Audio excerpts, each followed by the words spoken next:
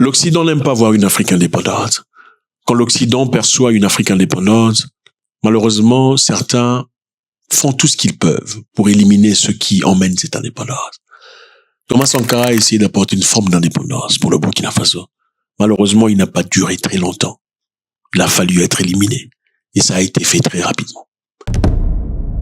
La Banque mondiale, les amis, vient de faire pression sur Aliko Dangote. Pourquoi? Parce qu'Aliko Dangote, cet homme ici, est en train de faire beaucoup d'argent actuellement. En faisant quoi? En traitant le pétrole nigérian et en revendant le pétrole travaillé nigérian, pas seulement au Nigeria, mais aussi en Afrique. Aliko Dangote, maintenant, là, au moment où le monde traverse un moment absolument difficile, avec la guerre en Iran, au moment où le monde subit une forte pénurie de pétrole, depuis l'Europe jusqu'en Asie, l'Afrique s'en sort confortablement. Grâce à qui? Aliko Dangote. Les défis sont nombreux. L'un d'eux concerne l'urée, qui est un engrais que nous avons. Je pense que ces derniers jours, nous avons chargé principalement à destination de pays africains, ce que nous ne faisions pas auparavant. Et maintenant, il s'agit aussi des produits pétroliers que nous envoyons désormais principalement, vous savez, vers des pays africains. La Banque mondiale vient de faire pression sur Dangote et sa raffinerie. La Banque mondiale conseille au gouvernement nigérian de faire quoi? De réouvrir, redonner les licences d'importation de pétrole ou de carburant, si vous préférez, à d'autres pays pour que ces autres pays puissent importer le pétrole raffiné au Nigeria. Je répète, la Banque mondiale vient de faire pression au gouvernement nigérian, disant, écoute, le monsieur là-bas Dangote, non, il fait un peu trop d'argent pour l'instant. Il faut le freiner. Il faut réguler le prix. Il faut ajuster le prix par rapport aux difficultés du monde.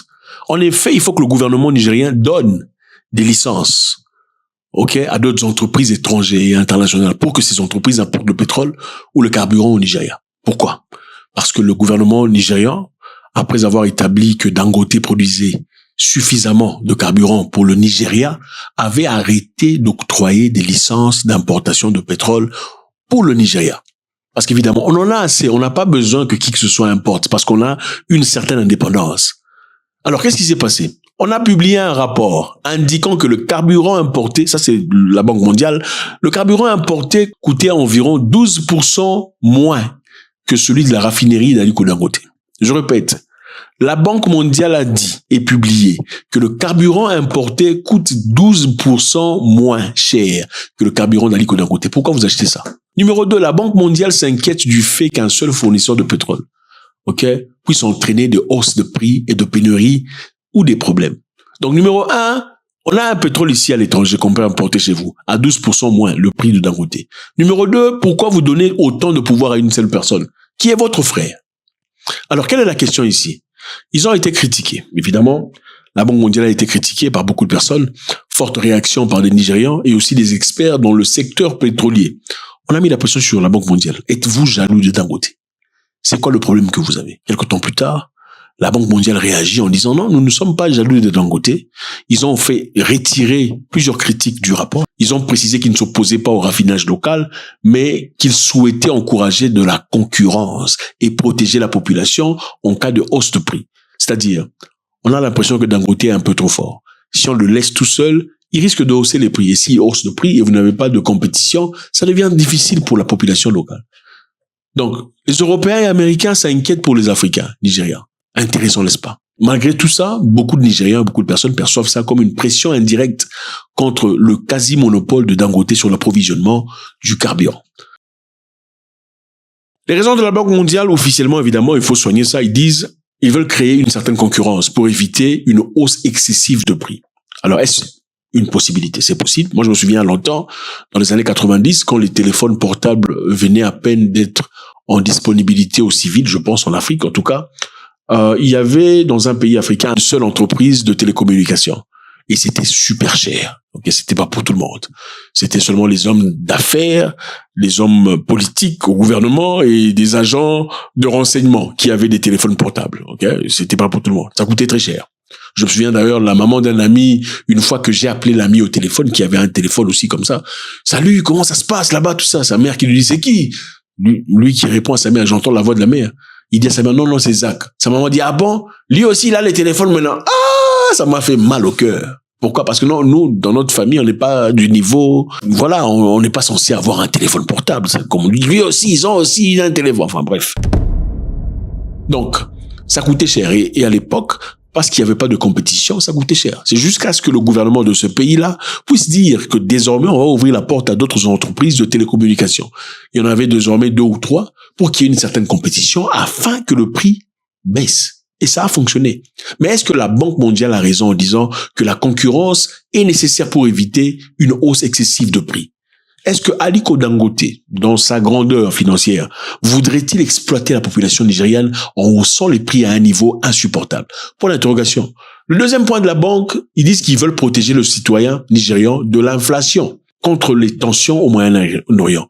Avec ce qui se passe en Iran, on sait, ils essaient d'éviter l'inflation. Mais quelle inflation? Parce que le détroit d'Ormuz est bloqué. Ça, c'est évident. Enfin, bloqué ou pas, on ne sait plus. Mais ce qui est important est qu'on vient de découvrir un truc. On vient de découvrir quoi? On vient de découvrir que l'Afrique ne va pas souffrir de carence de pétrole ou de carburant. Pourquoi? Parce qu'il y a le Nigeria qui possède la raffinerie la plus puissante et la plus grande en Afrique actuellement. Le Nigeria, dans le passé, avait le pétrole brut, mais pas de raffinerie. Désormais, ils peuvent, avec Dangote qui a imbriqué une dizaine de milliards de dollars dans la création de cette raffinerie, ils peuvent maintenant créer, raffiner leur pétrole, vendre sur le marché local et aussi vendre pour beaucoup de pays en Afrique. Qu'est-ce que le Nigeria gagne? Le Nigeria raffine désormais son propre pétrole au lieu d'exporter du brut et importer le carburant. Voilà comment les Africains fonctionnent. Maintenant, ils peuvent le faire sur place. Numéro 2, le Nigeria permet d'économiser des milliards en dollars. Nous vendons en dollars, mais aussi pour aider à faire baisser leur prix. Vous savez, nous avons dû vendre également en naira. Mais la NNPC et les autres personnes qui nous vendent, eux, ils ne prennent que des dollars. Donc, je ne peux pas payer en dollars et ensuite vendre en naira, car je serais exposé. Donc, cela dépend maintenant de la politique du gouvernement. Quoi que le gouvernement veuille que nous fassions, je pense que notre intérêt, c'est d'abord le Nigeria, puis Dangote. Car si le Nigeria ne se développe pas, notre capacité de croissance sera toujours limitée. En devise. C'est-à-dire, pour acheter le pétrole ou le carburant, normalement, vous partez dans un pays qui vend le carburant. Secondo, il faudrait échanger votre monnaie en dollars. Parce que votre argent, le franc CFA, on ne prend pas. C'est ça. Il faut échanger ça en dollars. Vous perdez de la valeur. Ensuite, vous achetez le carburant. Dans le Nigeria, dans ce cas, n'a plus besoin d'échanger leur naira en dollars pour avoir du carburant. Qu'est-ce que ça fait? Ça donne du pouvoir au naira. Numéro 3, en mars 2026, le Nigeria est devenu exportateur net d'essence pour la première fois depuis des décennies. Ils ont maintenant exporté l'essence en Afrique. Numéro 4, qu'est-ce que le Nigeria gagne? La raffinerie crée des emplois et réduit la dépendance d'importation. Donc, quand on crée une raffinerie, on a besoin de main-d'œuvre, on a besoin des humains, on a besoin des personnes. Ça crée de l'emploi pour les Nigérians. OK? Et ils sortent du chômage. Alors, quels sont les pays en Afrique qui reçoivent le pétrole nigérian actuellement? Il y en a plusieurs. OK? Il y a le Ghana, le Togo, la Côte d'Ivoire, le Cameroun. Il y a la Tanzanie qui reçoit. Il y a aussi l'Afrique du Sud qui reçoit. À peu près 90% de son pétrole brut vient du Nigeria. Ils ont leur raffinerie, mais certaines de ces raffineries ne travaillent pas correctement, 100%, mais 90% du pétrole sud-africain vient du Nigeria. Donc le Nigeria devient un producteur énorme. En 2026 seulement, il y a eu 17 cargaisons d'essence qui ont été expédiées pour des pays confrontés à la pénurie. Ici, 2026, depuis la guerre, c'est le Nigeria qui joue un rôle important. Maintenant, la Banque mondiale veut dire non, il faut qu'ils arrêtent. Aliko Dangote en fait un peu de trop. Le gouvernement doit réguler. Il faut voir ses prix. Et ensuite, il faut donner des licences aux entreprises internationales, évidemment, pour vendre du pétrole au Nigeria. Le Nigeria ne peut pas faire ça tout seul. Il faut éviter, machin, la monopolie et tout le bazar. Et c'est bizarre. Le conflit impliquant l'Iran, Israël et les États-Unis perturbe actuellement les marchés mondiaux de pétrole. Le pétrole brut et carburant devient de plus en plus cher. C'est évident. Le détroit est fermé. Ça doit devenir cher. Le Nigeria numéro 2 importe moins et moins de profit pour les grands négociants et vendeurs de pétrole internationaux. Puisque le Nigeria importe plus, il n'y a plus des négociants qui mangent. C'est ça le problème. Et dans ce fait, le Nigeria économise aussi des devises et renforce légèrement sa monnaie. On n'aime pas ça. Maintenant, la Banque mondiale veut qu'on donne des licences à qui? Il veut donner des licences à Total Energy. Vous connaissez Total?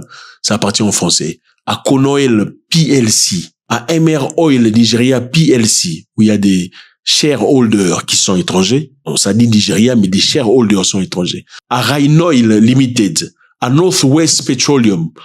Et beaucoup d'autres entreprises. Alors, la Banque mondiale, pourquoi on fait attention à la Banque mondiale? C'est qui la Banque mondiale? La Banque mondiale, évidemment, est une grande institution internationale basée où? À Washington, aux États-Unis d'Amérique. Quelles sont ses missions? Les missions principales de la Banque mondiale: réduire la pauvreté, financer le développement, aider à construire des infrastructures telles que routes, électricité, écoles, hôpitaux et tout le bazar. Donc, quand un pays africain a besoin d'argent et qu'ils n'en ont pas, ils veulent faire un truc grand, école, hôpital, machin, histoire, ils peuvent parler à la Banque mondiale pour avoir cet argent et rembourser avec intérêt. Mais malheureusement, ça ne se passe toujours pas aussi facilement qu'on le pense, parce que la Banque mondiale est généralement très impliquée sur qui sera l'entreprise que vous allez embaucher pour faire le travail et comment vous allez repayer l'argent. Et ensuite, il s'implique dans votre politique interne. La Banque mondiale est censée soutenir la croissance économique durable. Mais malheureusement, jusque-là, ça crée beaucoup plus de problèmes que de difficultés. Maintenant, on veut savoir. La Banque mondiale demande au Nigeria de monitor Dangote. Il faut gérer Dangote parce que là, il est en train de... Non, les effets qu'on espérait en Iran, ça ne se passe pas vraiment comme ça à cause de Dangote. C'est ça la réalité. La Banque mondiale est financée par des actionnaires. Ok, ce sont pas des entités spirituelles, c'est des actionnaires, c'est des humains. Nous avons les États-Unis qui financent la Banque mondiale. Nous avons le Japon, la Chine, l'Allemagne, la France, les Royaumes-Unis. Les États-Unis d'Amérique est le plus grand actionnaire avec 16%. Vous comprenez? On parle de Banque mondiale, ce n'est pas la Banque mondiale, c'est la banque du G7. C'est eux qui contrôlent ça.